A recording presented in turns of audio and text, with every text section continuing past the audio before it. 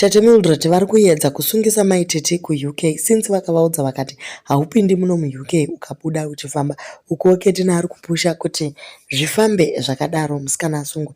Welcome back to your channel. Please don't forget to like and subscribe. Vanyora Tete Mildred vakati 3 of us are now in UK. Let's finish this through court, including your ex-husband. There is a fair trial here because we all have evidence of money out of my bank to you. Saka ndo zvavanyora izvi vachiti aiwa inini ndangomirira kuti umbosvika ukuno since ndakakupromisa kuti haugone kupabuda uchifamba. Ketina anyorawo akati skomota kana wakanditarira by life utiudze kuti 30,000 pounds wakaiwanepi, iwe waishaya 60 pound yeround, zigwara risina mapepa. Ndosaka wane 20 years usingadzokere kumusha, hauna magwaro, zibenzi kungwarira padori sehuku. Waiti une proof iri kumaloya 1 zimbuya repakona haridi kuona munhu apinda muUK. Mame ko Ketina akusaidhirani zvakare iko zvino akuvengana Tete Mildred akuita kunge adzoka muket family. Maitt vabva vangopindura vakati hanzi haapinde UK kuzviisa maplease call. Izvezvi vakungotaura madimikira. UK haisi yambuya venyu, zvasiyana nemunhu anoita 20 years asina kumboenda kuZimbabwe because haana mapepa but anoda kuzviita anoziva fani. Munhu chaiye wandine mari yake chaizvo, as she claims ngaite action aende kupolisi kupedza nguva chinyevera vanhu kuti I owe ye 30k. Anoiwanepi zichembere iri dai pasina mari yeraundi raiva kanei.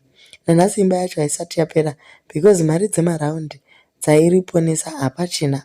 Ndakaenda kujere rikasara richipaumba richinyepa kuti I gave her my money. Munhu akakwereta mari ndiMavis naTinashe, not me. Inini nyangwe denga rikabuda nepasi zimbuya riye hariwani senti kwandiri kana kukoti tosvitsana. Riye of all the people I'm paying harinhuwe sendi rangu ndopika nevana vangu. Shungu dzekubhlokwa after ndaziva kuti ndivo vaimanya nemaproblems eupenyu hwangu vachiudza vanhu zvakaoma. Saka Ketina naMaitt vabatana kuataka Tete Mildred. Vanhu vazhinji varingoti aiwa Tete musatipedzere nguva, endai kumaauthorities kana muchinge muchiziva muine evidence zvakare kuti musikana akakuskemai. Kettymasomera azonyora zvakare in response to what Maitt said akati ini yangu 1.6 pound ndakapiwa. Skomota wakanyimirwa kupfuurira kwawaita Batista nemakuhwa nekuparadza marriage yacho. Usanyepere kupenga, bhipi yakwira nekuti Jerigel apinda muUK. Zichembere rakapata ari imomo muUK. Chienda kumaloya kwete paFacebook. Mune nhema mbuya Skomota, vulnerable bullying ageism. Makapusa mbuya imi. Izvi azvitaura mushure mekunge Tete Mildred vanyora kuti very vulnerable people, chembere including mai vaye veCanada, wakadzipa mari here or you took advantage of them. Nokuti chembere. Saka ndo pari kuzotaurwa naKetina akati inini yangu mari ndakapiwa, vamwe vari kutaura ndevapi. Uri kungorwadzwa chete nekuti musikana adzoka kuUK, maifunga kuti mamukanda kumadustbin asi aita rise again. So vanyora ivo Tete vakati munhu wese ane mari ichiri kuna Maitt ngavauye kuWhatsApp group vagone kutaurirana vasimbise nyaya yavo vakugona kumusungisa.